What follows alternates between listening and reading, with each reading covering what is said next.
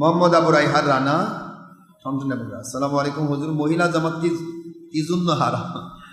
বাবা, মহিলা জামাত কি জন্য হারাম এটা তো বলে দেওয়া আছে, হাদিস শরীফে আসছে। রাসূল পাক সাল্লাল্লাহু আলাইহি সাল্লামের সহিহ হাদিস, ইবনে খুজাইমা, আদাবুল মুফরাদ, ইমাম বুখারী সহ প্রায় 50টিরও বেশি হাদিসের কিতাবে এসেছে। হুজুর সাল্লাল্লাহু আলাইহি সাল্লাম বলেন, আমি রুহানি পিতার কাছে সমস্ত মেয়েরা দেখা করা জায়েজ ছিল। তারপরেও হুজুর বলেছেন, আমার পিছনে এসে কাবা ঘরে বা মদিনা শরীফে নামাজ পড়ার চাইতে কেউ যদি ঘরের প্রকোষ্ঠে একা নামাজ পড়ে, সেই মহিলারা 25 গুণ সওয়াব বেশি পাবে। যদি আমার নবী বলেন যে নবীর পিছনে গিয়ে নামাজ পড়ার চাইতে মহিলারা 25 গুণ সওয়াব বেশি পাবে ঘরে একা নামাজ পড়লে, তাহলে এখনকার কোন ইমাম নবীর চেয়েও বড় ইমাম দাবি করে যে বলতে চাই যে তার পিছনে মহিলা নামাজ পড়বে? এখনকার কোন মহিলা আয়েশা সিদ্দিকার চাইতে দামি মহিলা দাবি করে যে মহিলা আমার এই এখনকার এই 2 নম্বর ইমামের পিছনে নামাজ পড়বে? এখনকার কোন মসজিদের মুতল্লিরা বলবে যে আমার মসজিদ কাবার চাইতে মসজিদ?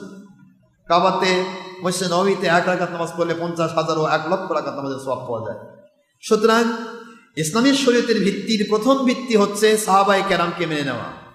আল্লাহ পাকের হাবিব এক কথা বলেছেন, কোরআনে বলেছে, ওয়াল্লাযিনা তাবাউহুম বিহিসান রাদিয়াল্লাহু আনহুম ওয়া রাদু আন। কোরআন শরীফ সূরাতুত তাওবা 100 নম্বর আয়াত, 10 নম্বর সূরা 11 নম্বর পারা। আল্লাহ পাক বলে দিয়েছেন যে যারা সাহাবায়ে কেরামকে ইহসানের সাথে অনুসরণ করবে, আমি আল্লাহ তাদের উপর সন্তুষ্ট এবং তাদের জন্য ওয়া আ'আদ্দা লাহুম জান্নাতিন তাজরি তাহতা আল আনহার খালিদিনা ফিহা আবাদা যালিকাল ফাওজুল আযীম। আল্লাহ পাক বলেছেন যে আমার সাহাবায়ে কেরাম রাদিয়াল্লাহু আনহুমকে যদি কেউ ইহসানের সাথে ফলো করে, অনুসরণ করে, তাহলে তাদেরকে প্রতি আমি আল্লাহ সন্তুষ্ট হয়ে যাব এবং তাদের জন্য আমি জান্নাত প্রস্তুত করে রাখবো, যেই জান্নাতে তারা অনাদি অনন্তকাল প্রবেশ করে থাকবে, সুবহানাল্লাহ, বসবাস করতে থাকবে। সুতরাং সাহাবায়ে কেরামের আমল হচ্ছে 1.25 লক্ষ সাহাবীর ইজমা, এর মধ্যে মহিলাদের শ্রেষ্ঠ মহিলা, লক্ষ লক্ষ হাদিসের হাফেজাত, আমার নবীজির আহলিয়া, আমাদের আম্মাজান হযরত আয়েশা সিদ্দিকা রাদিয়াল্লাহু তাআলা আনহা, তিনিও এই সাহাবীদের মধ্যে ওমর রাদিয়াল্লাহু তাআলা সহ সকলের ইজমা হয়েছে মহিলাদের জন্য জামাতের নামাজ পড়া যাবে না। কারণ সাহাবায়ে কেরামের ইজমা যে অস্বীকার করে, সে ব্যক্তির ঈমান একেবারেই থাকার কথা নয়। সুতরাং ঈমান রক্ষা করা যদি ফরজ হয়, তাহলে ফরজ তরক করা কবিরা গুনাহ, হারাম।